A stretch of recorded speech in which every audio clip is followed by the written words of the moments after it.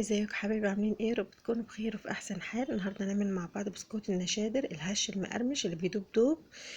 بصوا من جوه. انا هنا كنت بحاول ان انا اصوره لكم من جوه، بس الكاميرا معلش مش مظبوطه شويه. عشان انا بصور بالتليفون. بصوا دي الكميه اللي جابها معايا، جاب كميه حلوه جدا. ده مقدار. بصوا انا متعوده بعمل المقدار بتاعي اللي هو 30 بيضه و5 كيلو دقيق. ممكن كمان يزيد الدقيق. آه بس النهارده حبيت اعمل مقدار قليل شويه، قسمته بقى على 3 مقادير. فاخدت لكم تلت المقدار، يعني ده تلت المقدار. اللي حابب يعمل المقدار كامل اللي هو 30 بيضة أو 5 كيلو، أو يعني 5 ونص 6 على حسب طبعا العجن.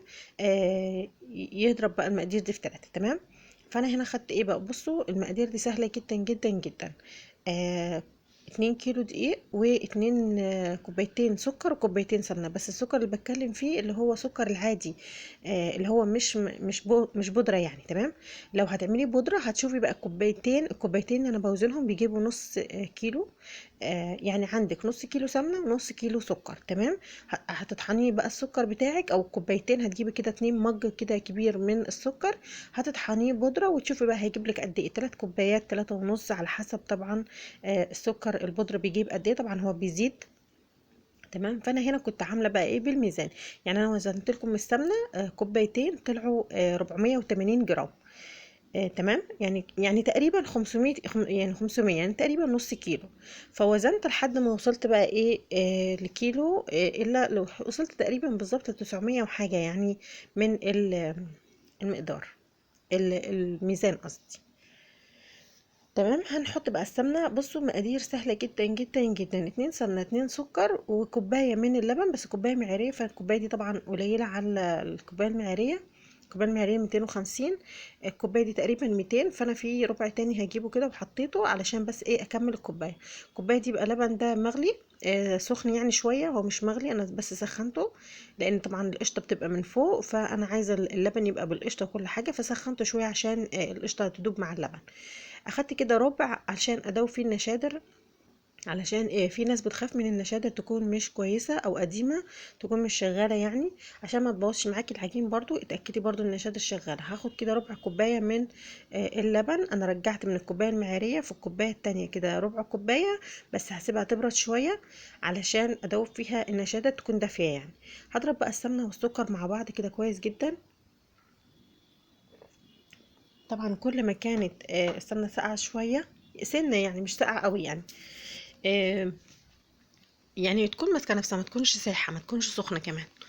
يكون كويس عشان هتدوب معاكي السكر وهتعمل معاكي طبقه كريمه حلوه. بصوا دي النشادر. انا برضو كنت جايبه نشادر بتاعه 5 كيلو دقيق او 30 بيضه، بتقولي للعطاري كده. فبقسمها برضو على 3، فجابت معايا 5 معالق ونص، يعني تقريبا 6 معالق الا. فاخدت معلقه بقى ونص كبير. تمام، يعني معلقتين الا. خدتهم كده دوبتهم في اللبن. وبعد كده حطيت باقي اللبن، كان خلاص برد معايا. حطيت بقى باقي اللبن في السمنة والسكر.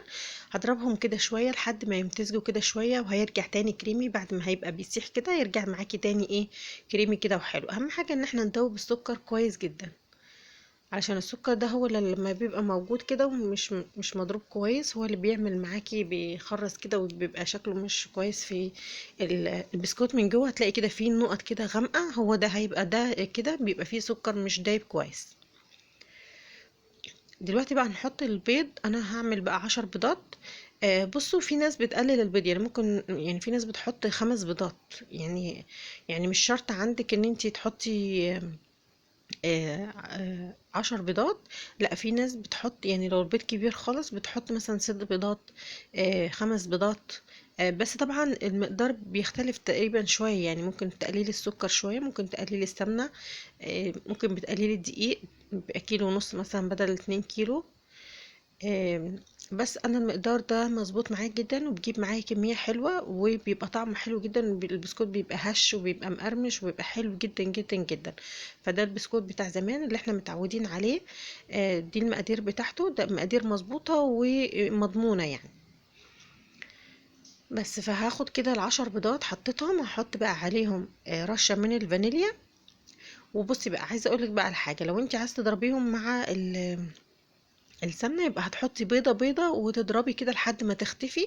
لو هتحطي البيض مع السمنه والسكر وتضربي. تمام، انا هنا مش هضرب بالمضرب علشان لو في حد مش عنده ولا اصل ولا عجان ولا مضرب كهرباء، يبقى عادي ممكن يعمل بايدي بس. فانا هنا هستخدم ايدي بس. هكمل بقى الضرب. انا ضربت بس ضربه بسيطه علشان بس ايه، يعني يدوب شويه. تمام، هبتدي بقى دلوقتي. خلاص خلصنا مرحله المضرب. هنحط بقى ايه رشة ملح كده وشوية من الدقيق. بصوا انا بحط مع الدقيق لبن بودرة، كيس لبن بودرة كده، بيخلي البسكوت يحمر معاكي حلو ويبقى طعمه كمان احلى شوية. يعني بيدي كمان طعم كده في البسكوت حلو، بيخليه كده تحسي ان البسكوتة معاكي غنية كده وطعمها حلو. بصوا البسكوت بقى مش بيحب عجن كتير، فانا يا دوب كده ايه بشرب كده السوائل مع الدقيق ولحد بس ما العجينه تلم معايا. بصوا عايزه اقول لكم على حاجه، ما تحطوش دقيق كتير، حطوا شويه بشويه، لازم تخلي شويه في الاخر، ما تحطيش كل كميه الدقيق. ده دقيق ده 2 كيلو. تمام، انا برضو زاد معايا شويه. وعايزه كمان اقول لكم على حاجه، ان ما تشوفيش العجين ملزق ولا مش ملزق بايدك اللي بتعجني بيها، لا شوفي بايدك التانية اللي هي النظيفه اللي ما فيهاش عجين. واول لما تلاقيه مش ملزق معاكي خلاص يبقى هو كده خلاص تمام كويس. خدي بقى حته عجينه كده وحطيها في المكنه. البسكوت ده بتاع المكنه على فكره مش بتاع الكيس. تمام، لو عايزه تعمليه بكيس يبقى هتقللي ربع كميه الدقيق. آه طيب احنا دلوقتي هنعمله بالمكنة وبرضو فضل عندنا دقيق، يبقى هتخلي العجينة معاكي ملزقة وهتحطيها بقى في الكيس الحلواني. تمام، بصوا هي كده خلاص بدأت تفك. بصوا انا لو شفتها بايدي التانية هتلاقوها مش بتلزق. هشرب بس شوية الدقيق دول، وكانت محتاجة معايا يعني رشة خفيفة بس. انتي لو حطيتي بايدك التانية ولقيتيها مش ملزقة خلاص يبقى انتي كده ايه تمام، ومتحطيش بقى دقيق تاني. انا بس هنا كان ملزق معايا و اهو شربت الدقيق كده كله. انا بحط مع الدقيق زي ما قلت لكم لبن بودره، بس هي ما جاتش في التصوير. انا كنت واخده من الاتنين كيلو ده ربع كوبايه ومدوبه فيهم لبن بودره ومقلباهم مع بعض ورشتهم كده في النص. تمام، بصوا اهو انا شايفه كده بايدي اللي بعجن بيها ملزق تلزيقه خفيفه، لكن بايدي التانية خلاص مش ملزق. تاخدي بقى العجين بتاعك كده، بس انا هنا ايه حطيت رشه يعني ضمانا يعني. تمام، بس انتي لو مش حابه يعني انتي شوفيه بايدك التانية هتلاقيه مش ملزق خلاص ما تحطيش تاني. تمام، بس كده خلاص كده تمام. هتاخدي بقى حته كوره كده، تكوري كوره وتاخديها كده تشوفي في المكنه وتعملي صينيه. وتشوفي بقى لو لقيتيه بقى بيفرش معاكي ويسيح في الفرن يبقى هو محتاج مثلا رشه كده. لو حسيتيه فرش معاكي في الفرن تحطي برضو رشه رشه، يعني ما تقوليش لا احط كميه، لا تحطي رشه رشه كده خفيفه. بصوا العجينه جميله جدا، طريه طراوه يعني ملهاش حل في المكنه. بصوا عايزه اقول لكم يعني كانت حلوه جدا وسهله ولذيذه يعني بصوا شايفين. طبعا دي اول صينيه، اول صينيه دايما بتبقى مش مظبوطه في المكنه. الصينيه اللي بعد كده العجينه بتظبط كده نفسها من جوه وبتطلع معاكي حلوه. هتشوفوا دلوقتي دي اول صينيه هتشوفوها وهحطها في الفرن وهتستوي، وهتشوفوا كمان تاني صينيه هتظبط معايا ازاي. يعني ما تستعجليش ومن اول صينيه تقولي لا العجينه خفيفه، العجينه ماهيه، العجينه حاساها ملزقه عايزه شويه دقيق، لا استني اصبري عليها شويه.